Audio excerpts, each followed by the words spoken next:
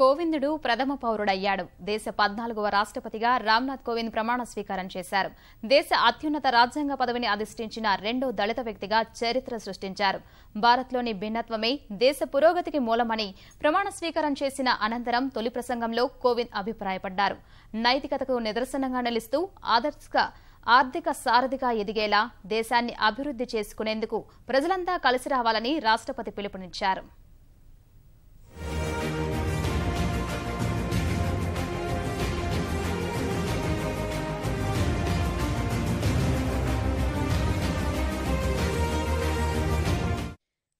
దేశ 14వ రాష్ట్రపతిగా రామ్నాథ్ కోవింద్ ప్రమాణ స్వీకారోత్సవం అట్టహాసంగా సాగింది.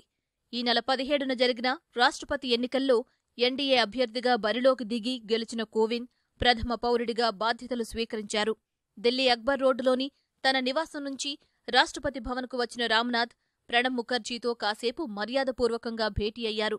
తర్వాత రాష్ట్రపతి అంగరక్షకులు అశ్విక దళం వెంటరాగా ప్రణబ్, కోవింద్ ఇద్దరూ కలిసి ఒకే కారులో పార్లమెంట్ సెంట్రల్ హాల్కు చేరుకున్నారు.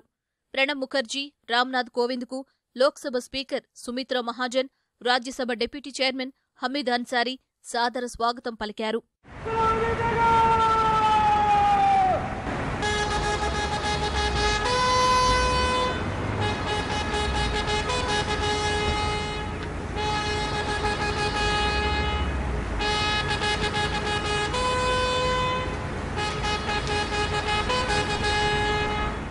జాతీయ గీతాలాపన తరువాత హోంశాఖ కార్యదర్శి రాష్ట్రపతి ఎన్నికల లాంఛనాన్ని చదివి వినిపించారు.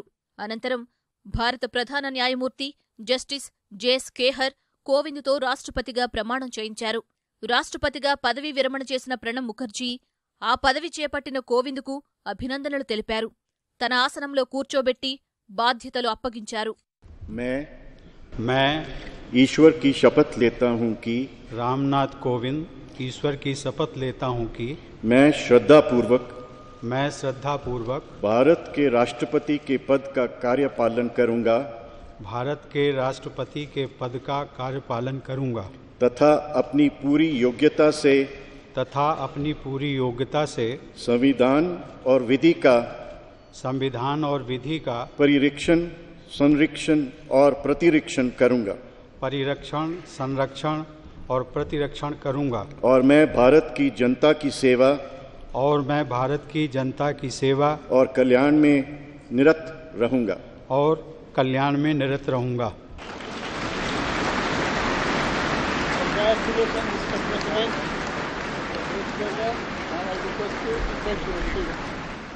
ప్రమాణ స్వీకారం తర్వాత 21 శతఘ్నులను పేల్చడం ద్వారా సైన్యం కొత్త రాష్ట్రపతికి గౌరవ వందనం సమర్పించింది.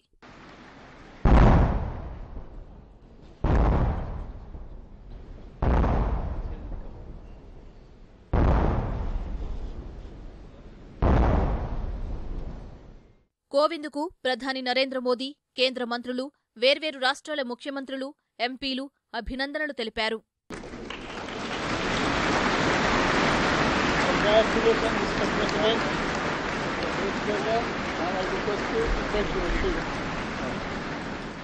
ప్రమాణ స్వీకారం పూర్తయిన వెంటనే నూతన రాష్ట్రపతి రామ్నాథ్ కోవింద్ ప్రణబ్తో కలిసి వచ్చిన కారులోనే రాష్ట్రపతి భవన్కు వెళ్లారు.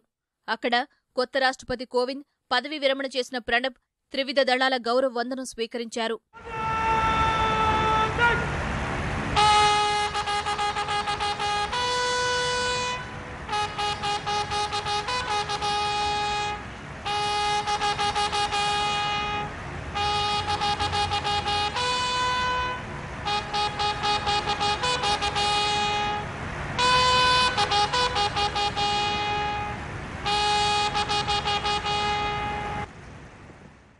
రాష్ట్రపతి భవన్కు సంబంధించిన కొన్ని వివరాల్ని ప్రణబ్ ముఖర్జీ కోవింద్కు చెప్పారు.